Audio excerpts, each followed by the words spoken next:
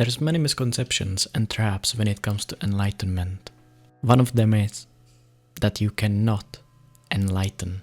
You as a person which is seeking, or a person which is trying to get somewhere, in this case to enlightenment, is one of its traps.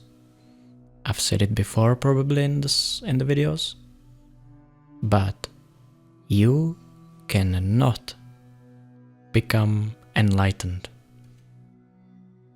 Another thing is that enlightenment happens either as an achievement or as an experience. It's good to hear and be interested in it. The interest in it is the fire which leads us to eventually arriving at such point. But there needs to be an understanding at a certain point that it cannot be labeled as an experience.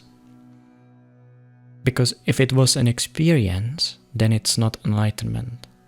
If you say to yourself that you have achieved spiritual awakening or that you are enlightened, I don't want to say the usual thing like, oh, if you talk about being enlightened, that means you're not, because the enlightened person will talk about it. Whatever, that's bullshit. In the talks and in mentioning things, post-spiritual awakening means that after the recognition, which was deep enough, so there is no question about it, but there is no before and there is no after. That recognition changes mind.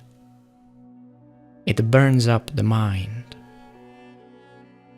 It makes the mind give up in noticing its futility. It is not that the consciousness really does anything. Or we could say the individual consciousness, the state of that one changes.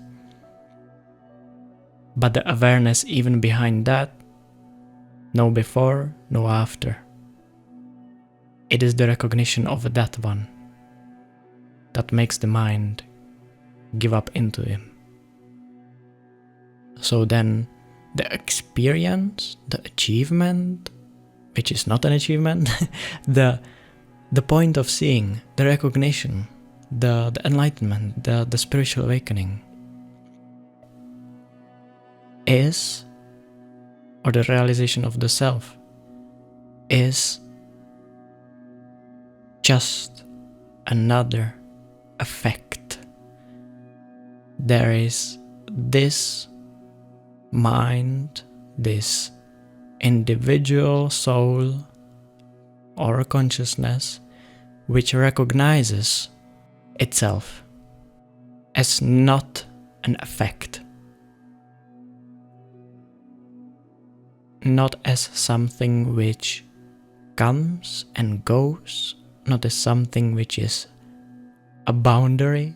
It recognizes itself as something in which boundaries are manifested. And even the boundary is seen as just more awareness. The effects are seen as more awareness.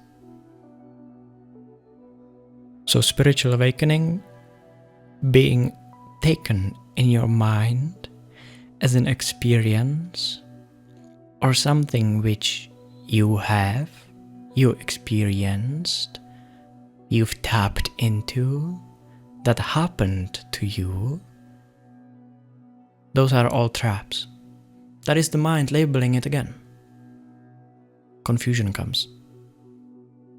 Spiritual awakening or enlightenment is not yours. It didn't happen to you. What happened to you is further disidentity, further dissolution. But the mind which says it happened to me is not the one that recognized. It is not the one to which owns it or which should take praise for it. The mind is the one having the realization. which makes him give up. That's why you cannot enlighten. There is not a single person which would ever become enlightened. Not a single one. There's not a single body which became enlightened. So then seeing people be like, oh, look at him. He has Rolex watch and claims that he knows of enlightenment. That's bullshit. Oh, look at him. He's not shining on a rock. He must not be enlightened. It doesn't work like that.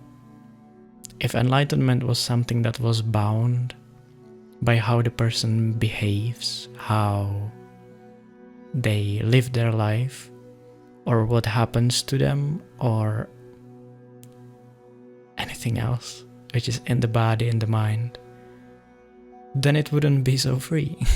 So then if you see someone who is very high in spiritual maturity, and you discard them as like, oh, but look at him, he has a nice house.